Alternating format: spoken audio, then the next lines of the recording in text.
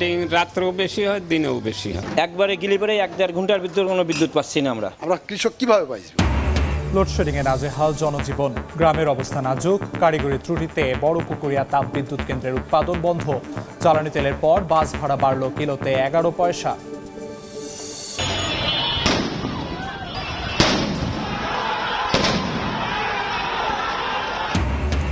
Rajshahi bus terminal এলাকায় শ্রমিকদের দুপক্ষের সংঘর্ষ, নিয়ন্ত্রণে পুলিশের টিয়ারশেল নিক্ষেপ। পাবনায় ছাত্রদল ছাত্র শিবির ধাওয়া পাল্টা ধাওয়া, আহত 5।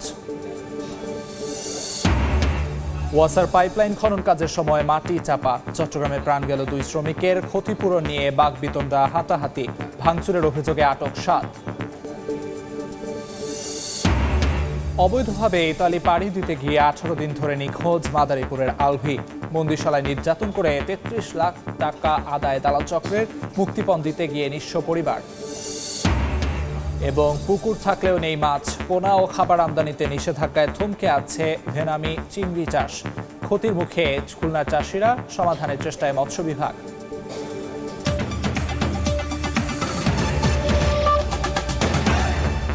বাংলা সময়ের সঙ্গে আছি আমি আমিরুল ইসলাম আলিফ। জ্বালানি সংকটে কমেছে বিদ্যুৎ উৎপাদন, তীব্র গরমে লোডশেডিংয়ে নাজেহাল জনজীবন, শহরের চেয়ে বেশি নাজুক অবস্থা গ্রামে।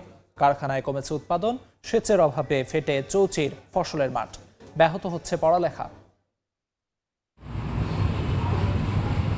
সারা দেশে তীব্র গরমে অতিষ্ঠ মানুষ, এর মধ্যেই বিদ্যুৎ বিভ্রাট চরমে। বেশি নাজেহালে গ্রামের মানুষ, কোনো কোনো এলাকায় দিনে 8 থেকে 10 ঘন্টা লোডশেডিং।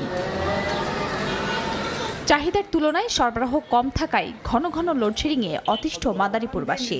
সবচেয়ে দুর্ভোগে পল্লী বিদ্যুৎ সমিতির গ্রাহকরা। পর্যাপ্ত বিদ্যুৎ না থাকায় কারখানার উৎপাদন নেমেছে অর্ধেকে, অলস সময় কাটাচ্ছেন শ্রমিক কর্মচারীরা। পল্লী বিদ্যুৎ সমিতি ও ওয়েস্ট জোন পাওয়ার ডিস্ট্রিবিউশন কোম্পানির 4,33,000 গ্রাহকের 114 মেগাওয়াটের বিপরীতে পাওয়া যাচ্ছে 64 মেগাওয়াট। লোডশেডিং রাত্রেও বেশি হয়, দিনেও বেশি হয়, কোনো সময়ই হয়। রাত্রে 3-4 বার থাকে না, দিনের ভিতর 5-7 বার থাকে না। বিদ্যুৎ নাই, যার ফলে আমরা অনেকটা বেকার হয়ে গেছি। রাত্রে ঘুমাইতে পারে না, দিনের বেলা কাজ করতে পারে না। ঝিনাইদহের তীব্র লোডশেডিংয়ে নাভিশ্বাস মানুষের মাঝে।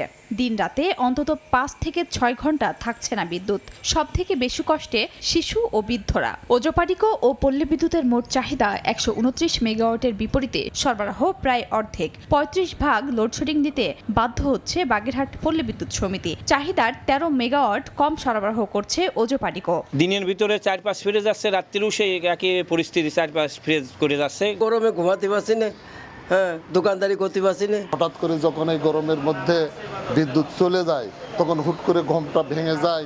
দিনাজপুর শহরে সহনীয় থাকলেও গ্রামাঞ্চলে দিনে 7 থেকে 8 ঘন্টা থাকছে না বিদ্যুৎ। দুশ্চিন্তায় ক্ষুদ্র ব্যবসায়ীরা। চাহিদার 34 মেগাওয়াট কম সরবরাহ হচ্ছে জেলায়। রংপুর শহরে গড়ে প্রতিদিন 3 থেকে 4 ঘন্টা বিদ্যুৎ থাকছে না।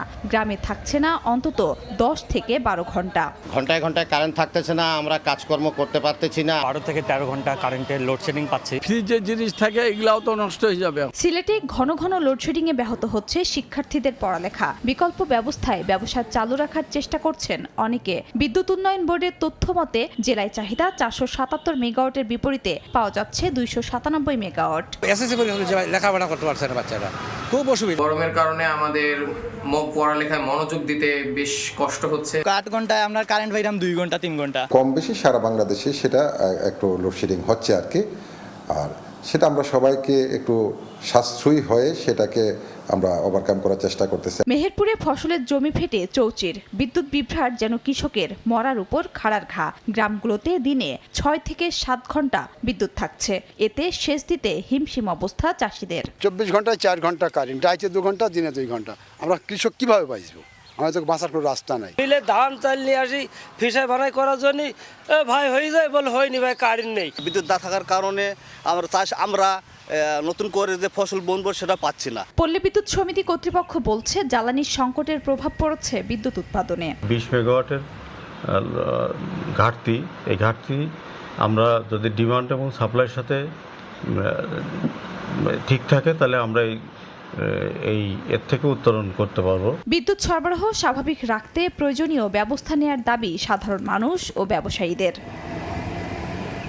খাদিজা স্বপ্না, সময় সংবাদ। পর্যাপ্ত কয়লা মজুদ থাকার পরও যান্ত্রিক ত্রুটির কারণে পুরোপুরি বন্ধ হয়ে গেছে দিনাজপুরের বড় পুকুরিয়া তাপ বিদ্যুৎ কেন্দ্রের উৎপাদন। বুধবার রাত 10টা 10 মিনিটে 125 মেগাওয়াট উৎপাদন ক্ষমতা সম্পন্ন 1 নং ইউনিটটি বন্ধ হয়ে যায়। এতে বিদ্যুৎ কেন্দ্রের 3টি ইউনিটের সবকয়টি উৎপাদন কার্যক্রম বন্ধ রয়েছে। বিদ্যুৎ বিভ্রাটে পড়েছে দিনাজপুর সহ উত্তরের 8 জেলা। বিষয়টি নিশ্চিত করে বড় পুকুরিয়া তাপ বিদ্যুৎ কেন্দ্রের প্রধান প্রকৌশলী আবু বকর সিদ্দিক জানান, কয়লার সঙ্গে পাথর আসায় 1 নম্বর ইউনিটের বয়লার পাইপ ফেটে যায়। এতে রাত থেকে পুরোপুরি বন্ধ হয়ে যায় তাপবিদ্যুৎ কেন্দ্রের উৎপাদন। মেরামত করে আবার উৎপাদন শুরু করতে 4 থেকে 5 দিন সময় লাগতে পারে বলেও জানান তিনি। এর আগে দীর্ঘদিন থেকেই বন্ধ রয়েছে এই বিদ্যুৎ কেন্দ্রের 125 মেগাওয়াট উৎপাদন ক্ষমতা সম্পন্ন 2 নম্বর ইউনিট এবং 275 উৎপাদন ক্ষমতা সম্পন্ন 3 নম্বর ইউনিট।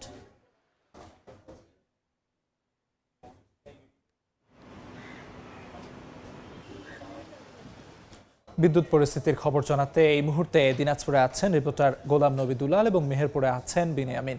প্রথমে যাচ্ছি দুলালের কাছে। যান্ত্রিক ত্রুটির কারণে দিনাজপুরের বড় পুকুরিয়া তাপ বিদ্যুৎ কেন্দ্রের সচল যে ইউনিটটি ছিল 125 মেগাওয়াট, সেটি গতকাল রাত 10টায় বন্ধ হয়ে যাওয়ার কারণে বড় পুকুরিয়া তাপ বিদ্যুৎ কেন্দ্রের কিন্তু এখন বিদ্যুৎ উৎপাদন পুরোপুরি বন্ধ হয়ে গেছে। 3টি যে ইউনিট 525 মেগাওয়াট, প্রথম, দ্বিতীয় এবং তৃতীয় 3টি ইউনিটই কিন্তু এখন বন্ধ রয়েছে। এই বন্ধ হওয়ার কারণে কিন্তু আপনার যে লোডশেডিংয়ের যে মাত্রা সেটি কিন্তু অনেক ব্যাপক হয়েছে। যদিও আমরা জানছি প্রধান প্রকৌশলী আবু বকর সিদ্দিক জানিয়েছেন যে পর্যাপ্ত কয়লা মজুত রয়েছে, কিন্তু কারিগরি ত্রুটির কারণে 125 মেগাওয়াট 1 নম্বর ইউনিটটি বন্ধ হয়ে যাওয়ায় এখন আর বিদ্যুৎ উৎপাদন করা সম্ভব হচ্ছে না। তবে এই যান্ত্রিক ত্রুটি আপনার সারিয়ে নেওয়ার জন্য কমপক্ষে তিনি বলেছেন 5 থেকে 7 দিন সময় লাগবে। এটি আপনার মেরামত করার পরে কিন্তু এটা আবার চালু হবে। ইতিমধ্যে আমরা যেটা জানি যে এই বড় পুকুরিয়া তাপ বিদ্যুৎ কেন্দ্রের যে উৎপাদিত বিদ্যুৎ সেটি কিন্তু জাতীয় গ্রিডে যে রংপুর বিভাগে বিদ্যুৎ সরবরাহ করা হতো, এটি বন্ধ থাকার কারণে এই অঞ্চলে প্রায় 7 থেকে 8 ঘন্টা গড়ে আপনার লোডশেডিংয়ের কবলে পড়েছে এবং লোডশেডিংয়ের কারণে সাধারণ মানুষের যে দুর্ভোগ এটা কিন্তু চরমে পৌঁছেছে। আমরা যেটা বিশেষ করে দেখছি যে এখানকার দোকানপাট এবং শেষ যারা দেন আপনার কৃষকরা, তারাও কিন্তু আপনার খুব সমস্যায় পড়েছেন এই তাপ বিদ্যুৎ কেন্দ্রের কারণে। কিন্তু এই লোডশেডিংয়ের কারণে আপনার অনেকে আপনার দেখছি যে ব্যবসা বাণিজ্য আপনার তার হাত গুটিয়ে বসে রয়েছে। তারা যেটা বলেছেন যে বিদ্যুতের সঙ্গেই আপনার সব কিছুর সম্পর্ক, পাশাপাশি জ্বালানি তেলের যে সংকট, আমরা পেট্রোল পাম্পগুলোতে খোঁজ দিয়ে দেখেছি যে বিদ্যুতের কারণে তারা সেখানে আপনার বিদ্যুৎ সরবরাহ বন্ধ থাকার কারণে সেখানে জ্বালানি তেলও কিন্তু আমরা ঠিক মতো তারা দিতে পারছেন না। আপনার মেহেরপুরে রয়েছে আমাদের সহকর্মী ইয়ামিন, আমরা সরাসরি তার কাছে জানতে চাবো সেখানকার বিদ্যুতের কি অবস্থা। একদিকে ঘন ঘন লোডশেডিং আর তীব্র গরমে কিন্তু জনগণের যে স্বাভাবিক জীবনযাত্রা সেটি অনেকটাই ব্যাহত হচ্ছে এবং জনজীবনের যে স্বাভাবিক জীবনযাত্রা সেটি কিন্তু ব্যাহত হচ্ছে। শহরের তুলনায় গ্রামে যে লোডশেডিং সেটি কিন্তু প্রতিনিয়তই তীব্র থেকে তীব্রতর হচ্ছে। মেহেরপুর জেলায় যে বিভিন্ন এলাকায় কিন্তু সাধারণত যে 24 ঘন্টার মধ্যে কিন্তু 15 থেকে 16 ঘন্টা লোডশেডিং চলমান রয়েছে এবং যে 5 থেকে 7 ঘন্টা বিদ্যুৎ পাচ্ছে, তাতে কিন্তু সাধারণ মানুষের যে জীবনযাত্রা কিংবা যে সকল প্রয়োজন সেগুলো কিন্তু তারা মেটাতে পারছে না। মেহেরপুর জেলা যেহেতু কৃষি অধ্যুষিত এলাকা, সেক্ষেত্রে কিন্তু আসলে কৃষকের যে চাষ রয়েছে সেগুলো কিন্তু তারা আসলে সঠিকভাবে করতে পারছে না। বর্তমানে যে 20,000 বড় মৌসুমে 20,000 হেক্টর জমিতে ধান রয়েছে, সেই ধান কিন্তু তারা বর্তমানে আসলে ঘরে তোলার সময় এই সময় কিন্তু সেচ কাজ খুব জরুরি এবং তারা কিন্তু সেচ দিতে পারছে না বলে কৃষকরা জানাচ্ছে। এবং পাশাপাশি কিন্তু আসলে শিক্ষার্থীরাও এক্ষেত্রে বেশ বিপাকে পড়েছে। বর্তমানে এসএসসি পরীক্ষা চলছে, মেহেরপুর জেলায় প্রায় 8,500 এসএসসি পরীক্ষার্থী রয়েছে। তারা কিন্তু এই বিভ্রাটের কারণে কিন্তু তারা আসলে সঠিকভাবে প্রস্তুতি নিতে পারছে না বলে জানাচ্ছে। এছাড়াও কিন্তু আসলে বিভিন্ন যে সকল ব্যবসা প্রতিষ্ঠান রয়েছে সেই ব্যবসা প্রতিষ্ঠানগুলোও কিন্তু অনেকটা বিপাকে পড়েছে এবং তারা তাদের ব্যবসা কিন্তু সঠিকভাবে চালাতে পারছে না। বিদ্যুৎ বিভাগ জানাচ্ছে আসলে যে চাহিদার তুলনায় তারা কিন্তু পর্যাপ্ত চাহিদা না পাওয়ার কারণে আসলে যে চাহিদা তা পূরণ করতে পারছে না এবং যার কারণে তাদেরকে লোডশেডিং করতে হচ্ছে। এই ছিল মেহেরপুরে লোডশেডিংয়ের সর্বশেষ খবর।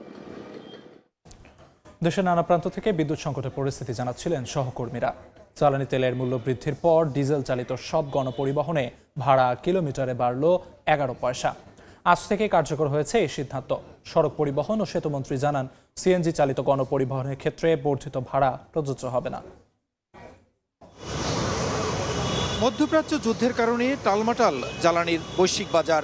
বাংলাদেশেও তীব্র হয়েছে সংকট। অর্থনীতি সামাল দিতে বেড়েছে সব ধরনের জ্বালানি তেলের দামও। জ্বালানি তেলের দাম বাড়ানোর 5 দিনের মাথায় এবার এলো গণপরিবহনে ভাড়া বৃদ্ধির সিদ্ধান্ত। শুধু ডিজেলের বাড়তি দাম নয়, বিভিন্ন খরচ যোগ করে বাস ভাড়া কিলোমিটার প্রতি 22 পয়সা বাড়ানোর প্রস্তাব দেয় মালিক সমিতির নেতারা। ন্যূনতম রেটে এটা বাড়ানো হয়েছে। গেল কয়েকদিনে এ নিয়ে মালিক, শ্রমিক ও সরকারের দফায় দফায় বৈঠকের পর ডিজেল চালিত সব পরিবহনের ভাড়া 11 পয়সা বাড়ানোর সিদ্ধান্তের কথা জানান সড়ক পরিবহন ও সেতুমন্ত্রী। এর ফলে ঢাকা ও চট্টগ্রাম মহানগরে পরিবহন ভাড়া প্রতি কিলোমিটারে 2 টাকা 42 পয়সা থেকে বেড়ে 2 টাকা 53 পয়সা। আন্তজেলা ও দূরপাল্লার ক্ষেত্রে বর্তমান ভাড়া কিলোমিটারে 2 টাকা 12 পয়সার স্থলে 2 টাকা 23 পয়সা নির্ধারণ করা হয়। মনিটরিং আমাদের আগেও আছে, এটা নির্ধারণ করা হবে, প্রজ্ঞাপন জারি করে নির্ধারণ করে দেওয়া হবে। বিশেষ করে নন এসি বাসের ভাড়া নির্ধারণ করা আছে, সব জায়গায় আছে, তো সেভাবেই এটা আপনার কার্যকর হবে। 10 টাকা 8 টাকা এর স্থানভেদে আছে, সেটা বহাল থাকবে। ভাড়া বৃদ্ধির সিদ্ধান্ত আজ থেকেই কার্যকর হবে এবং সিএনজি চালিত বাসের ক্ষেত্রে এটি বিবেচিত হবে না জানিয়ে মন্ত্রী বলেন, তেলের দাম কমে গেলে ভাড়া আবার কমানো হবে। তেলের দাম বাড়া কমানোর সাথে সমন্বয়টা কি হবে, একটা প্রজ্ঞাপন জারি করে বিআরটিএ ওই ফর্মুলা অনুসারে ভাড়া নির্ধারণ করে দেবে। সমন্বয়টা একটা চলমান প্রক্রিয়া থাকবে। এর জন্য নতুন করে আর মিটিং করে সিদ্ধান্ত নেওয়ার প্রয়োজন হবে না বিধায় আমরা মনে করেছি।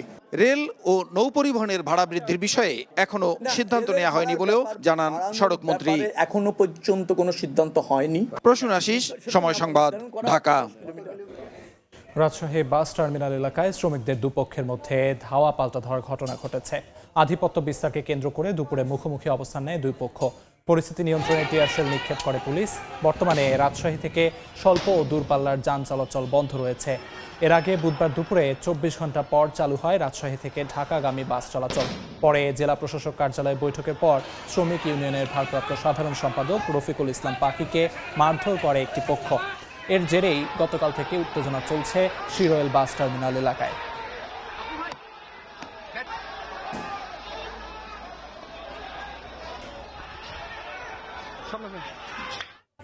এই মুহূর্তে রাজশাহী বাস টার্মিনালে আছেন সহকর্মী কামরুজ্জামান মামুন, সরাসরি যাচ্ছি তার কাছে। কিছুক্ষণ আগে শ্রমিকদের দুপক্ষের মধ্যে যে ধাওয়া পাল্টা ধাওয়ার ঘটনা ঘটেছিল এই রাজশাহীর শিরোয়েল বাস টার্মিনাল এলাকায়, সেটি বর্তমানে এখন নেই। পুলিশ পরিস্থিতি নিয়ন্ত্রণ করেছে। তবে সে সময়ে এখানে অনেকগুলো ভাঙচুরের ঘটনা ঘটেছে। অর্থাৎ ঠিক এই বাস টার্মিনালের সংলগ্ন যে কাউন্টারগুলো রয়েছে, সেই কাউন্টারগুলোর সামনে রাখা মোটরসাইকেল এবং সামনে যে কয়েকটি দোকান রয়েছে, সেই দোকানের যে কাঁচ সেগুলো ভাঙচুর করা হয় এবং ভাঙচুর করার পর এখানে পুলিশ শক্ত অবস্থান নিলে এখান থেকে তারা দুপক্ষই নিরাপদ দূরত্বে সরে যায়। বলে রাখি, পুলিশ পরিস্থিতি নিয়ন্ত্রণে এখানে হাত বোমা নিক্ষেপ করে এবং তারপরও দুপক্ষকে নিবৃত্ত করা না গেলে পুলিশ আরো শক্ত অবস্থান নেয়। বলে রাখি যে গতকাল দুপুরে ডিসি অফিসে যে মিটিং হয়েছিল, অর্থাৎ এর আগে 24 ঘন্টা বন্ধ ছিল রাজশাহী থেকে ঢাকাগামী যে বাস চলাচল সেটি, এবং গতকাল দুপুরে 24 ঘন্টা পরপর জেলা প্রশাসক কার্যালয়ে মিটিং পরবর্তী সিদ্ধান্ত গৃহীত হয় যে বাস চলাচল করবে। তারপর সেখানে বাকবিতণ্ডার এক পর্যায়ে মিটিং শেষে শ্রমিক ইউনিয়নের সাধারণ সম্পাদক রফিকুল ইসলাম পাখিকে মারধরের ঘটনা ঘটে এবং এর প্রেক্ষিতেই রফিকুল ইসলাম পাখি গ্রুপের শ্রমিকরা এবং শ্রমিকদের আরেকটি পক্ষ, এই দুটি পক্ষের মধ্যে গতকাল থেকে উত্তেজনা বিরাজ করছিল এবং আজ আসলে কিছুক্ষণ আগে সেই উত্তেজনা এই রাজপথে গড়ায়। এখন বলা চলে সবচেয়ে দুর্ভোগের বিষয় এবং উদ্বেগের বিষয় যেটি, তা হলো যে রাজশাহীর সঙ্গে সড়ক পথে সারা দেশের বাস চলাচল কিন্তু বন্ধ রয়েছে। অর্থাৎ স্বল্প এবং দূরপাল্লার কোনো বাসই কিন্তু চলাচল করছে না। আমরা দেখেছি যে কিছুক্ষণ আগে ঢাকা কাউন্টারের সামনে যে যাত্রীরা অপেক্ষা করছিলেন, তারাও এই পরিস্থিতি যখন থমথমে অবস্থা তৈরি হয় তখন তারা আসলে দিক বিদিক ছুটে নিরাপদ জায়গায় নিয়ে অবস্থান নিয়েছিলেন। তো কিছুক্ষণ পর বা কত সময় পর আসলে বাস চলাচল স্বাভাবিক হবে সেটি আসলে এখনো বলা যাচ্ছে না। এতটুকু ছিল রাজশাহী থেকে আমার কাছে সবশেষ তথ্য। রাজশাহী শিরোইল বাস টার্মিনাল থেকে সবশেষ খবরাখবর জানাচ্ছিলেন সহকর্মী কামরুজ্জামান মামুন। চট্টগ্রাম সরকারি সিটি কলেজের ঘটনার জেরে পাবনার ঈশ্বরদী সরকারি কলেজে ছাত্র শিবির ও ছাত্র দলের পাল্টাপাল্টি কর্মসূচিতে ধাওয়া পাল্টা ধাওয়ার ঘটনায় আহত হয়েছেন 5 জন। সকালে কলেজ ক্যাম্পাস এলাকায় এই ঘটনা ঘটে। পূর্ব ঘোষিত কর্মসূচির অংশ হিসেবে উভয় সংগঠনের নেতাকর্মীরা কলেজ ক্যাম্পাসে অবস্থান নিলে দুপক্ষের মধ্যে উত্তেজনা সৃষ্টি হয়। এক পর্যায়ে ধাওয়া পাল্টা ধাওয়া হয়। এ সময় 2টি ককটেল বিস্ফোরণ করা হয়। দুই পক্ষে আহত হন 5 জনকে স্থানীয় হাসপাতালে চিকিৎসা দেওয়া হয়। ঘটনার পর ছাত্র শিবিরের নেতাকর্মীরা মিছিল নিয়ে ঈশ্বরদী রেলগেট এলাকায় বিক্ষোভ করে। পরিস্থিতি নিয়ন্ত্রণে রাখতে অতিরিক্ত পুলিশ মোতায়েন করা হয়েছে।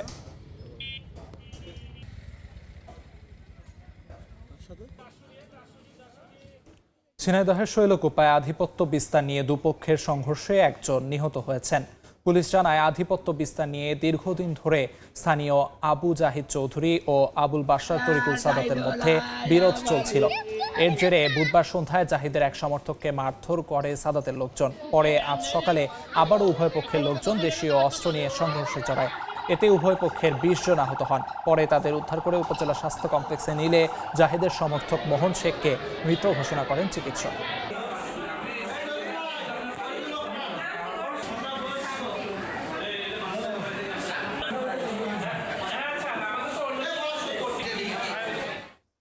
উন্নত জীবনের আশায় অবৈধভাবে ইতালি পাড়ি দিতে গিয়ে 18 দিন ধরে খোঁজ নেই মাদারীপুরের আলভির। লিবিয়ার বন্দিশালায় আটকে নির্যাতন করে পরিবার থেকে 43 লাখ টাকা আদায় করে দালাল চক্র। পরে যোগাযোগ বন্ধ করে দেয় মাফিয়া চক্র। সন্তানকে ফিরে পেতে ভিটে মাটি বিক্রি করে মুক্তিপণ দিয়ে এখন অসহায় পুরো পরিবার। পুলিশ বলছে বিষয়টি গুরুত্ব সহকারে তদন্ত করে নেওয়া হচ্ছে ব্যবস্থা। সঞ্জয় কর্মকার অভিজিত রিপোর্ট, ছবি তুলেছেন শাহাদাত আকন।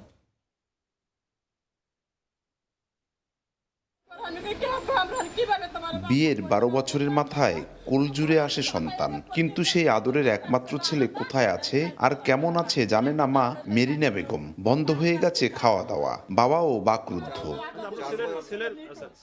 মাদারীপুর সদর উপজেলার কুন্তিপাড়া গ্রামের ইমদাদ খানের ছেলে আলবি খানকে সরাসরি বিমানে করে ইতালি নেয়ার প্রলোভন দেখায় মানব পাচারকারী চক্রের সক্রিয় সদস্য ডাসার উপজেলার ধুলক গ্রামের রাতুল হাওলাদার। 21 লাখ টাকায় চুক্তি হলে গত বছরের 15 অক্টোবর পুরো টাকা পরিশোধ করে আলভির পরিবার। 19 অক্টোবর আলভিকে আকাশপথে সৌদি আরব নিয়ে যায় রাতুল সহ দালাল চক্রের সদস্যরা। পরে সেখান থেকে তাকে লিবিয়ায় নিয়ে বন্দী করা হয়। নির্যাতন করে অডিও কলে পরিবার থেকে চাওয়া হয় মুক্তিপণ, ভিটেমাটি বিক্রি আর চড়া সুদে টাকা সংগ্রহ করে 4 নভেম্বর 22 লাখ টাকা মুক্তিপণ দেয় ভুক্তভোগীর পরিবার। পরে আরও মুক্তিপণ চাওয়া হলে অস্বীকৃতি জানানো হয়। ক্ষিপ্ত হয়ে 4 এপ্রিল থেকে আলবির সঙ্গে পরিবারের যোগাযোগ বিচ্ছিন্ন করে দেয় দালাল চক্র। আপনাদের কাছে আমার সন্তান চাই, আপনারা আমার সন্তান আইনা দিবেন। টাকা পয়সা অনেক হাতে নিছে, নেওয়ার পরে এখন আর টাকা পয়সা দিতে পারতাছি না, এখন আর যোগাযোগও নাই। পুলিশ বলছে মানব পাচারের ঘটনাটি গুরুত্ব সহকারে দেখা হচ্ছে। এই অভিযোগগুলো আছে সেগুলো আমরা অত্যন্ত গুরুত্ব সহকারে তদন্ত করি এবং দোষীদের বিরুদ্ধে কিন্তু আইনগত ব্যবস্থা নেই। নিরুপায় হয়ে আলভির বাবা বাদী হয়ে 19 এপ্রিল রাতুল সহ 6 জনের নামে মানব পাচার আইনে মামলা করেন। পরে গ্রেপ্তার হয় প্রধান অভিযুক্ত। সঞ্জয় কর্মকার অভিজিৎ, সময় সংবাদ, মাদারীপুর। বাংলার সময় আরো থাকছে।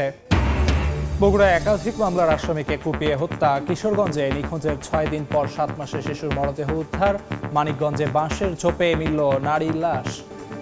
চট্টগ্রামে ওয়াসার পাইপলাইন খনন করতে গিয়ে মাটি চাপা পড়ে 2 শ্রমিকের মৃত্যু হয়েছে। এছাড়া আহত হয়েছেন আরও 2 জন। এ সময় ঠিকাদারের পক্ষের কয়েকজন বিতর্কিত মন্তব্য করলে বিক্ষুব্ধ শ্রমিকরা চট্টগ্রাম মেডিকেলের জরুরি বিভাগের কক্ষ ভাঙচুর করে। এই ঘটনায় 7 জনকে আটক করা হয়েছে। চীনা প্রতিষ্ঠানের তত্ত্বাবধানে চট্টগ্রামের আগ্রাবাদ অ্যাক্সেস রোডে ওয়াসা সোয়ারেজ প্রকল্পের পাইপলাইনের মাটি খনন চলছিল। বৃহস্পতিবার ভোরে কাজ করার সময় মাটি ধসে পড়ে চাপা পড়েন কয়েকজন শ্রমিক। স্থানীয়রা 4 জনকে উদ্ধার করে হাসপাতালে নিলে চিকিৎসক 2 জনকে মৃত ঘোষণা করেন। আহত 2 জন হাসপাতালে চিকিৎসাধীন। এই বালু চাপার পরে আমরা নিয়ে এসে উদ্ধার করি, আমি নিজে আনছি ওদেরকে। আহত 4 জন, 2 জন মারা গেছে আর 2 জন মোটামুটি আলহামদুলিল্লাহ ভালো। কন্ট্রাক্টরের মেইন নাকি যিনি ওনাকে টার্গেট করে ওরা হাসপাতালের ভিতরে ঢুকে গেছে, তখন ওরা সবাই ঢুকছে, পাবলিক যারা ছিল সবাই ঢুকে গেছে। ঘটনার পর ক্ষতিপূরণ নিয়ে ঠিকাদার প্রতিষ্ঠানের এক পক্ষ বিতর্কিত মন্তব্য করলে শ্রমিকদের সঙ্গে কথা কাটাকাটি হয়। বিষয়টি হাতাহাতিতে রূপ নিলে হাসপাতালের মেডিকেল অফিসারের কক্ষ ভাঙচুর করা হয়। আটক করা হয় বেশ কয়েকজনকে। মারা গেছে, আবার টাকা দেওয়া লাগবে কি জন্য? ওই যে ব্যক্তিটাই কথা বলছে ওনাকে মারতে আইছিল, আইসা ও ভিতরে পালাইছে, এইদিকে ওরা ভাঙচুর করছে। এসে হুম রেখে এটার উপরে পড়ছে আর কি, এই গ্লাসের উপরে পড়ার কারণে ভেঙে গেছে। জাস্ট এখানে কেউ আঘাত করেনি, আমার মনে হয় আঘাত করলে গ্লাসগুলো ভেঙে যেত। অ্যাটাক করার পর এখন আমাদের ডাক্তাররা যেখানে বসে ইমার্জেন্সি রুমে গাছগুলা সব ভেঙে গেছে। তখন এদেরকে আমরা আনে থানায় পাঠিয়ে দেবো, ওখান থেকে জেলে চালান দিব। নিহতদের মধ্যে রাকিবের বাড়ি ভোলা আর তুষারের বাড়ি দিনাজপুরে। পার্থপ্রতিম বিশ্বাস, সময় সংবাদ, চট্টগ্রাম। পুকুর থাকলেও নেই মাছ। পোনা ও খাবার আমদানিতে নিষেধাজ্ঞায় খুলনা অঞ্চলে থমকে আছে ভেনামে চিংড়ি চাষ। এতে ক্ষতির মুখে পড়েছেন চাষিরা। অবশ্য সমস্যা সমাধানের চেষ্টা চলছে বলে জানায় মৎস্য বিভাগ। নিয়ামুল হোসেন কোচির ছবিতে আব্দুল আল মামুন রুবেলের প্রতিবেদন। খুলনার বটিয়াঘাটা উপজেলার এই পুকুরেই গত বছর হয়েছিল ভেনামি চিংড়ির সফল চাষ। সেই আশায় এবারও পুকুর প্রস্তুত, পানি প্রস্তুত, কিন্তু অনুমোদন না থাকায় শুরু হয়নি চাষ। 2 দফা পাইলট প্রকল্পের পর 2022 সালে বাণিজ্যিকভাবে চাষের অনুমোদন পায় ভেনামি চিংড়ি। সবশেষ অর্থবছরে অনুমতি নিয়ে এ অঞ্চলের 25টি প্রতিষ্ঠান 153 হেক্টর ঘেরে 144 মেট্রিক টন ভেনামি চিংড়ি উৎপাদন করতে সক্ষম হয়। কিন্তু 2025 সালের শেষ দিকে হঠাৎ করেই পোনা, খাবার সহ প্রয়োজনীয় উপকরণ আমদানিতে নিষেধাজ্ঞা দেয় সরকার। এতে থেমে যায় উৎপাদন। আমাদেরকে অবশ্যই বাগদার পাশাপাশি ভেনামির গুরুত্ব দিতে হবে। পোনা আমদানির, না ফিডে আমদানির কোনো কিছুই অনুমতি পাচ্ছে। অনুমতি না পেলে আমরা কোনো কার্যক্রম বাস্তবায়িত করতে পারতেছি না। আন্তর্জাতিক বাজারে চাহিদা সম্পন্ন এই চিংড়ির সরবরাহ কমে গেলে সরাসরি আঘাত পড়বে দেশের রফতানি আয়ে। প্রায় 4 লক্ষ মেট্রিক টন আমরা উৎপাদন সক্ষমতা আছে, কিন্তু আমাদের র মেটেরিয়ালস আমরা পাচ্ছি মাত্র 30,000 মেট্রিক টন। এদিকে চাষিদের দাবি ও বাস্তবতা বিবেচনায় নিয়ে নিষেধাজ্ঞা প্রত্যাহার ও পুনরায় অনুমোদনের বিষয়ে কাজ করছে বলে জানিয়েছে মৎস্য অধিদপ্তর। সরকারের সঙ্গে এটা আলোচনা করে দ্রুত এই ধরনের রেস্ট্রিকশন প্রত্যাহার করে আবার নতুন করে চাষিরা যাতে চাষ করতে পারে সে ধরনের বিষয়ে চেষ্টা চলছে। উচ্চ ফলনশীল এই জাত নিষেধাজ্ঞায় স্থবির হয়ে পড়ায় বাড়ছে উদ্বেগ। দ্রুত সমাধান করা গেলে এ খাতে বাড়বে উৎপাদন, কর্মসংস্থান ও রপ্তানি আয়, এমন প্রত্যাশা সংশ্লিষ্টদের। আব্দুল্লাহ আল মামুন রুবেল, সময় সংবাদ।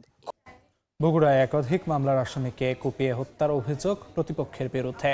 ঘটনাস্থল থেকে হত্যাকাণ্ডে ব্যবহৃত 2টি হাতুড়ি ও 2টি ধারালো অস্ত্র উদ্ধার করেছে পুলিশ। এদিকে কিশোরগঞ্জে নিখোঁজের 6 দিন পর এক শিশু ও বেনাপোল থেকে অজ্ঞাত ব্যক্তির মরদেহ উদ্ধার করা হয়েছে। দিনে দুপুরে প্রকাশ্যে কুপিয়ে হত্যা করা হয় অস্ত্র ও মাদক ছিনতাই সহ একাধিক মামলার আসামি রকিকে। স্বজনরা জানান, অজ্ঞাত একটি নাম্বার থেকে ফোন দিয়ে রকিকে বাইরে ডেকে নেওয়া হয়। পরে ঢাকা রংপুর মহাসড়কে গাগচক্ষু হাসপাতালের সামনে পৌঁছালে 2টি মোটরসাইকেলে আসা 4 জন তার উপর হামলা চালায়। প্রথমে হাতুড়ি দিয়ে রকির মাথায় আঘাত করে, এরপর ধারালো অস্ত্র দিয়ে কুপিয়ে পালিয়ে যায় তারা। পরে তাকে হাসপাতালে নিলে চিকিৎসক মৃত ঘোষণা করেন। স্বজনদের দাবি, ইটবালুর ব্যবসা নিয়ে বিরোধের জেরে প্রতিপক্ষ এই হত্যাকাণ্ড ঘটিয়েছে। হারুন আমার ভাই ঢাকা নিয়ে গেছে, নিয়ে যায়, এই ঘটনা হয়েছে। তার মানে বোঝা যাচ্ছে হারুন, তারপরে নীরব, তারপর বাপ্পি ভাই, এগুলো প্ল্যানিং করে আমার ভাই মারছে আজকে। প্রাথমিকভাবে ধারণা করতেছি যে তার পরিবারের সাথে কথা বলে যে এই পেছনে কোনো পূর্ব শত্রুতা থাকতে পারে। এদিকে কিশোরগঞ্জের ভৈরবে নিখোঁজের 6 দিন পর ডোবা থেকে 7 মাসের শিশুর অর্ধগলিত লাশ উদ্ধার করে পুলিশ। স্বজনরা জানান, ঘটনার 7 দিন আগে স্বামী স্ত্রীর মধ্যে ঝগড়া হয়। স্ত্রী তাসলিমা সন্তানকে নিয়ে বাবার বাড়িতে চলে গেলে সেখান থেকে শিশুটিকে বাড়িতে নিয়ে আসে দাদি। এরপর থেকে নিখোঁজ ছিল শিশুটি। অভিযোগের তীর তার পিতার বিরুদ্ধে। ঘটনার পর থেকে পলাতক রয়েছে মাদকাসক্ত পিতা মিরাজ মিয়া। বাচ্চারা বাবা নেশাগ্রস্ত, সেই আবাতে আসক্ত, এই নেশা আসক্ত হইয়া এই বাচ্চাটা এমন কি মারছে। এদিন যশোরের বেনাপোলে ধানক্ষেত থেকে অজ্ঞাত ব্যক্তির মরদেহ উদ্ধার করেছে পুলিশ। নিহতের শরীরে একাধিক আঘাতের চিহ্ন রয়েছে। এছাড়া মানিকগঞ্জের সিংড়াইয়ে 32 বছর বয়সী নারীর মরদেহ বাঁশঝাড় থেকে উদ্ধার করেছে পুলিশ। তারিফ রহমান, সময় সংবাদ। বাংলা সময় আরও থাকছে। বেড়ি বাঁধ না থাকায় ভাঙছে তীর। বাগেরহাটের পানগুছি নদীর তীর রক্ষার কাজ শেষ না করায় কার্যাদেশ বাতিল। ঠিকাদারকে 9 কোটি টাকা জরিমানা। নতুন দরপত্রের আশ্বাস। মাদারীপুরে প্রক্সি পরীক্ষা দেওয়ার চেষ্টায় দাখিল পরীক্ষার্থীকে বহিষ্কার করা হয়েছে। শিবচরে পূর্বখাস ফকিরকান্দি দাখিল মাদ্রাসার পরীক্ষার্থী মেহেদি হাসানের পরিবর্তে মোহাম্মদ সাজিদ নামের এক ব্যক্তি সরকারি বোরহানগঞ্জ কলেজ পরীক্ষা কেন্দ্রে প্রবেশের চেষ্টা করেন। জিজ্ঞাসাবাদের পর পালিয়ে যান মোহাম্মদ সাজিদ। পরীক্ষা শুরুর 1 ঘন্টা পর আসল পরীক্ষার্থী মেহেদি হাসান কেন্দ্রে উপস্থিত হলে তাকে আটক করা হয়। পরে জিজ্ঞাসাবাদে সাজিদকে দিয়ে পরীক্ষা দেওয়ানোর চেষ্টার কথা স্বীকার করেন মেহেদি। এ সময় তাকে বহিষ্কার করেন নির্বাহী ম্যাজিস্ট্রেট।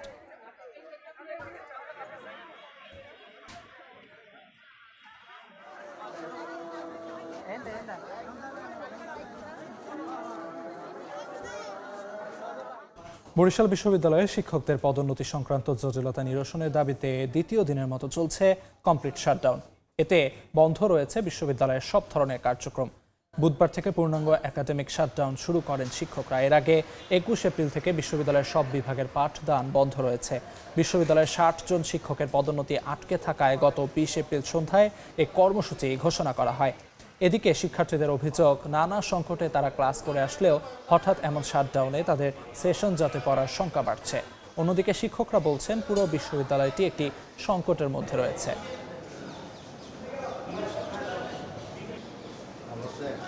বান্দরবানে একদিনের ব্যবধানে ফের 6 রাবার শ্রমিককে অপহরণ করেছে সন্ত্রাসীরা। পুলিশ জানায় বুধবার রাতে টঙ্কাভূতির হাতির ডেরা এলাকায় কাজ শেষে শ্রমিকরা বাগান ঘরে অবস্থান করছিলেন। হঠাৎ 10 থেকে 15 জন সন্ত্রাসী হাতে অস্ত্র ও মুখে মুখোশ পরে এসে তাদের মারধর করে চোখ বেঁধে তুলে নিয়ে যায়। পরে সকালে মুক্তিপণের 20 লাখ টাকা দাবি করে ফোন করে অপহরণকারীরা। বিষয়টি জানাজানি হলে এলাকায় আতঙ্ক ছড়িয়ে পড়ে। পরিস্থিতি নিয়ন্ত্রণে একটি টিম গঠন করা হয়েছে বলে জানান পুলিশ কর্মকর্তা। এর আগে গত মঙ্গলবার রাতে নাইক্ষংছড়ির বাইশারি থেকে 3 রাবার শ্রমিককে অপহরণ করে সন্ত্রাসীরা।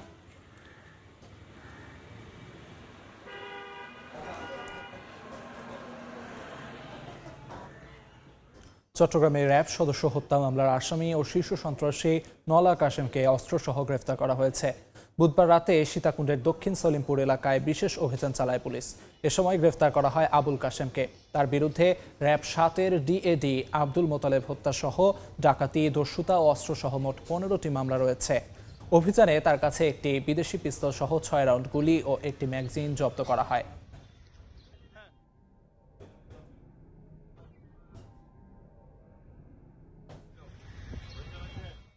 সিলেটের একাধিক সীমান্তে 50 লাখ টাকার ভারতীয় চোরাচালান পণ্য জব্দ করেছে বিজিবি। বৃহস্পতিবার সিলেটের তামাবিল, শ্রীপুর, মিনাটিলা, প্রতাপপুর সহ বিভিন্ন সীমান্তে অভিযান পরিচালনা করে বিজিবি। এ সময় বিপুল পরিমাণ ভারতীয় গরু, মহিষ, ছাগল, চিনি, চকলেট ও বাংলাদেশ থেকে পাচারকালে শিং মাছ জব্দ করা হয়। আটককৃত মালামালের আনুমানিক বাজার মূল্য 50,36,040 টাকা। এদিকে চাঁপাইনবাবগঞ্জের মনোহরপুর সীমান্তে ভারত থেকে চোরাই পথে আসা 88টি মোবাইল ফোন জব্দ করেছে বিজিবি, যার বাজার মূল্য আনুমানিক প্রায় 28 লাখ টাকা।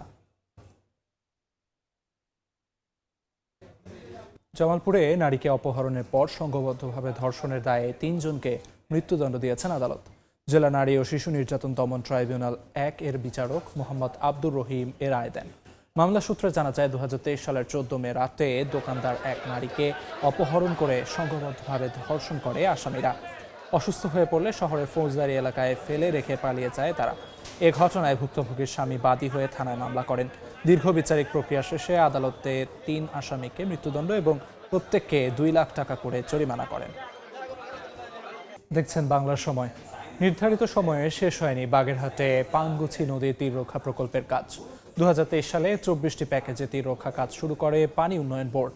ওই বছরের নভেম্বরে শুরু হয়। 2025 সালের ডিসেম্বরে কাজ শেষ হওয়ার কথা ছিল, কিন্তু 2টি প্যাকেজের মাত্র 19% কাজ করায় ঠিকাদারি প্রতিষ্ঠানের কাজের দরপত্র বাতিল করে 9 কোটি টাকা জরিমানা করে চিঠি দেওয়া হয়েছে। প্রকল্পের কাজ শেষ না হওয়ায় ক্ষুব্ধ এলাকাবাসী। তবে বন্ধ হয়ে যাওয়া কাজের পুনরায় দরপত্র আহ্বানের প্রক্রিয়া চলছে বলে জানায় পানি উন্নয়ন বোর্ড। বাংলার সময়ের শীর্ষ সংবাদগুলো জানিয়ে দিচ্ছি আরেকবার। লোডশেডিং রাত্রেও বেশি হয়, দিনেও বেশি হয়। একবারে গেলে পরে 1-1.5 ঘন্টার ভিতরে কোনো বিদ্যুৎ পাচ্ছি না আমরা কৃষক কিভাবে পাইছি? লোডশেডিং এ নাজেহাল জনজীবন। গ্রামের অবস্থা নাজুক। কারিগরি ত্রুটিতে বড় পুকুরিয়া তাপ বিদ্যুৎ কেন্দ্রের উৎপাদন বন্ধ। জ্বালানি তেলের পর বাস ভাড়া বাড়ল কিলোতে 11 পয়সা।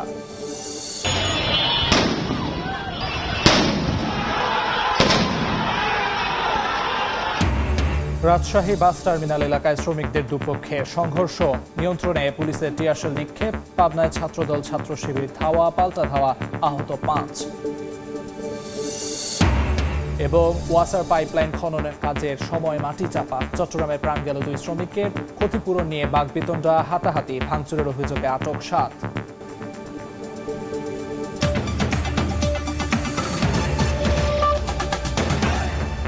এই ছিল বাংলা সময়। এরপর দেখবেন সন্ধ্যার সময়, সঙ্গে থাকবেন ওমর ইনান। ধন্যবাদ আলিফ। সন্ধ্যার সময় নিয়ে আসছি কিছুক্ষণ পর, সঙ্গে থাকুন সময়ে।